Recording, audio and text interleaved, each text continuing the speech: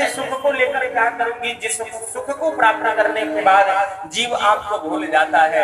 उससे अच्छा तो दुख ही है जिस दुख में हमें आपकी याद बनी रहे। क्यों? विपदो नैव विपदः संपदो नैव संपदः विपदं नारायण स्मृतिः संपन्न नारायण स्मृतिः। वास्तव में सत्य महाराज, विपत्ति को विपत्ति नहीं कहते, संपत्ति को संपत्ति नहीं कहते। भगवान को भूल जाना ही जीवन की सबसे बड़ी विपत्ति है और भगवान की याद बनी रहे यही जीवन की सबसे बड़ी संपत्ति है। माता कुंती ने भगवान से बड़ा सुंदर निवेदन किया और भाव क्या दिया? कुंती बड़े भाव से करती और क्या करती? एक बार हमसे सामने नजरें मिलाइए, एक बार हमसे सामने नजरें मिलाइए, एक बार हमसे सामने नजरें मिलाइए।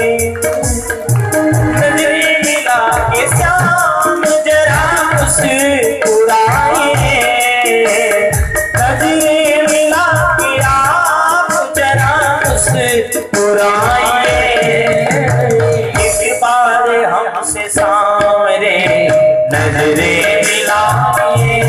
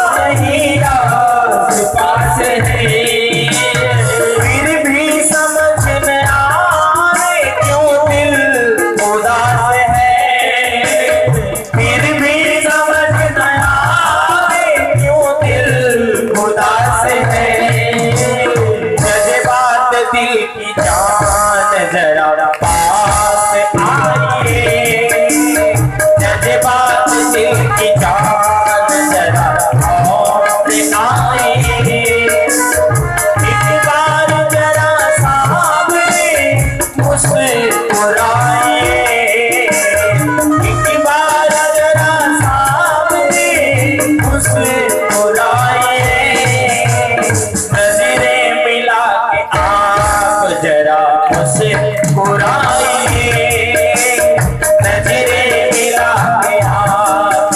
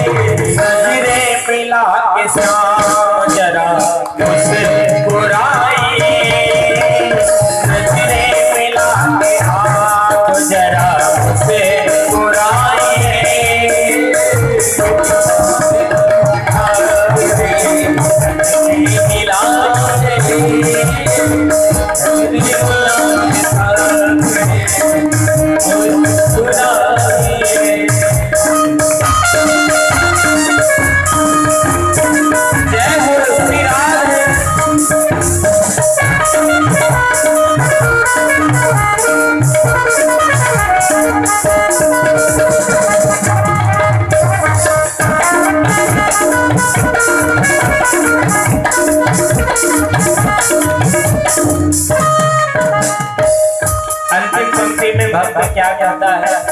प्रहलाद सा बनो प्रभु, हनुमत से भक्ति हो। प्रहलाद सा बनो प्रभु, हनुमत से भक्ति हो। प्रहलाद सा बनो प्रभु, हनुमत से भक्ति हो। प्रहलाद सा बनो प्रभु, हनुमत से भक्ति हो।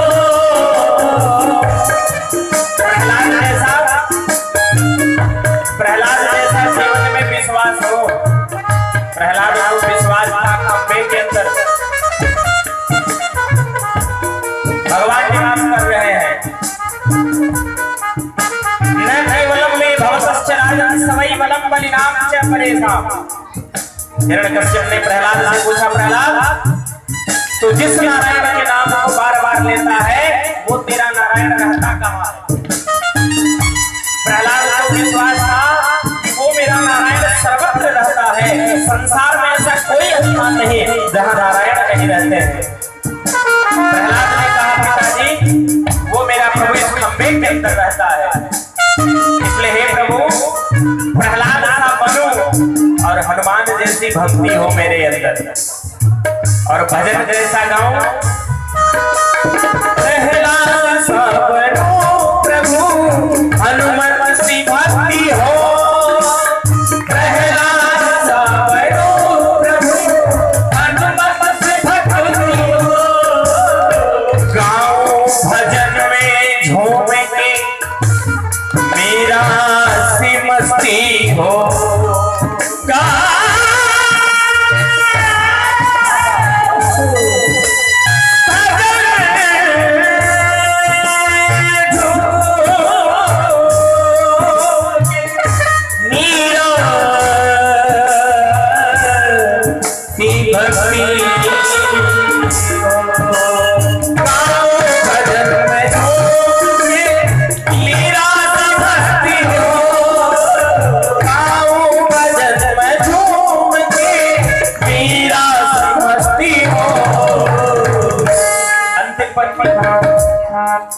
नंदू गले से अपने गले को लगाइए।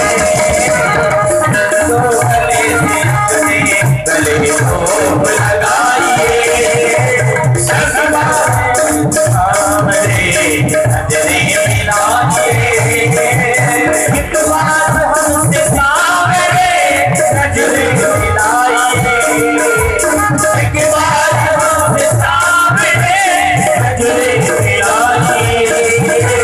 बार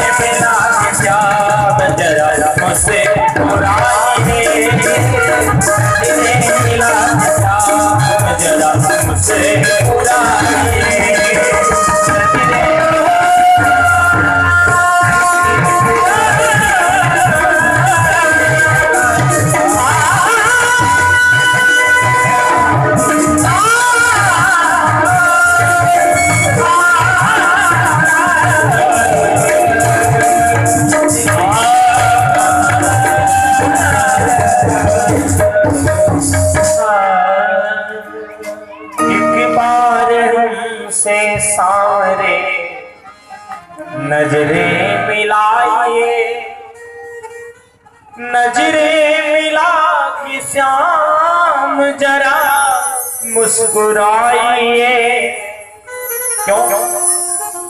क्योंकि महाराज जीव कितने भी समुद्र रूपी सागर में डूबा हो, अगर एक बार कृष्ण की दृष्टि पड़ जाए तो महाराज वो शोक रूपी समुद्र से पार चला जाता है। इसलिए कुंती ने कहा है, प्रभु हमें तो दुख चाहिए, क्योंकि दुख में ही प्रभु आपका ज्यादा ही कुछ भजन होता है। सत्य है, जब जीवन में ज्यादा सुख आ जाता है ना, तब समय नहीं रहता।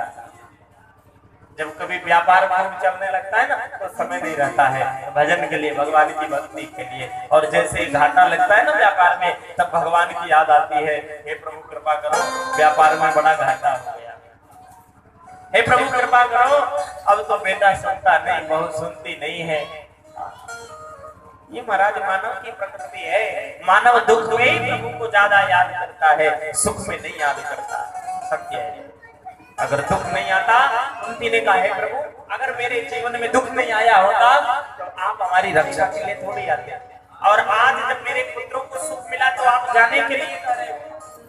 तो हे प्रभु, जीवन की वो सबसे बड़ी विपत्ति है, देखो प्रभु की याद बनी रहे, ये जीवन की सबसे बड़ी संपत्ति है, और प्रभु को भूल जाना ही जीवन की सबसे बड़ी विपत्ति है। इसलिए प्रभु से एक प्रार्थना करो, हे प्रभु, हे नाथ, मैं आपको भूलूं नहीं।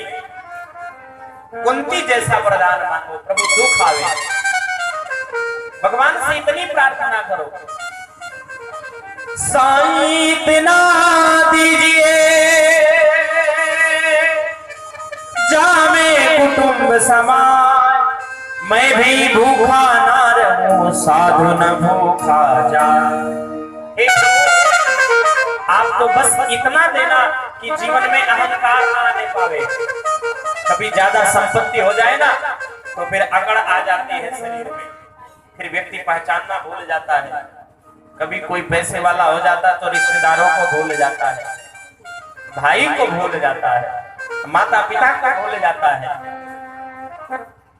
ये भाव नहीं होना चाहिए। प्रभु से एक प्रार्थना करो, हे प्रभु मैं आपको भूलूं नहीं। भगवान ने कहा बुआ अब मैं आपको दुख नहीं दे सकता, आपके जीवन में केवल दुख मिला, आज आपके पुत्र पांडवों को विजय श्री प्राप्त हुआ, आप दुख मांग रही हो, दुख नहीं दे सकता। बस इतना कहूंगा बुआ, जब याद करोगी तो ये दास दर्शन देने के लिए आता रहेगा। कहने का भाव, प्रभु को कभी भूलना नहीं, भूल जाओगे तो दुख आएगा, और थोड़ा थोड़ा प्रभु को याद करते रहोगे तो सुख आएगा। और प्रभु की कृपा तो बरस रही है, लेकिन हमारे श्रद्धा का पात्र कितना बड़ा है, उतनी ही प्रभु की कृपा हमें और आपको प्राप्त होगी। भगवान ने पांडवों को उपदेश दिया, पांडवों को पितामह के पास ले गए, जो पितामह बाण की सैया पर भीष्म पितामह लेते थे, मेरे प्रभु ने उन्हें दर्शन दिया, और अंतिम में भगवान ने पितामह को गोलोक धाम में स्थान दिया, पितामह को मोक्ष की गति प्राप्त हुई। पांडव रोने लगे, भगवान ने पांडवों को उपदेश दिया और कहा देखो पांडव, ऐसे महापुरुष की जब मृत्यु हो जाती है तो रोना नहीं चाहिए, मेरे नाम का कीर्तन करना चाहिए। सत्य है महाराज, जब कोई जीव इस संसार से शरीर छोड़कर जाता है तो हमें रोने की आवश्यकता नहीं है, प्रभु ने उसे चरणों में स्थान दिया। भगवान से इतनी प्रार्थना करो, हे प्रभु आप इस जीव आत्मा को अपने चरणों में स्थान दो, इसके अतिरिक्त कुछ नहीं चाहिए। भगवान ने पांडवों के द्वारा पितामह का अंतिम संस्कार करवाया, और इसके पश्चात भगवान द्वारिकापुरी आए हैं, और आज भगवान जब द्वारिका में पहुंचे हैं, कुछ समय के पश्चात भगवान ने उत्तरा के गर्भ में प्रविष्ट होकर के जिस बालक के प्राणों की रक्षा की थी, उस बालक ने जन्म लिया, जिसे भागवत में परीक्षित के नाम से जानते हैं। परीक्षित का जन्म हुआ, बोलिए श्री परीक्षित जी महाराज की। भगवान कृष्ण को पता चला कि परीक्षित का जन्म हुआ, तो भगवान कुछ समय के बाद पुनः वापिस द्वारिका आए। द्वारिका से पुनः मेरे प्रभु इंद्रप्रस्थ आए, और परीक्षित को भगवान ने गोद में लिया। जैसे ही परीक्षित को गोद में उठाया तो परीक्षित मुस्कुराने लगे कि ये वही प्रभु है जिसने मातृगर्भ में जाकर के मेरे प्राणों की रक्षा की। भगवान परीक्षित के लिए अच्छे वस्त्र लाए थे।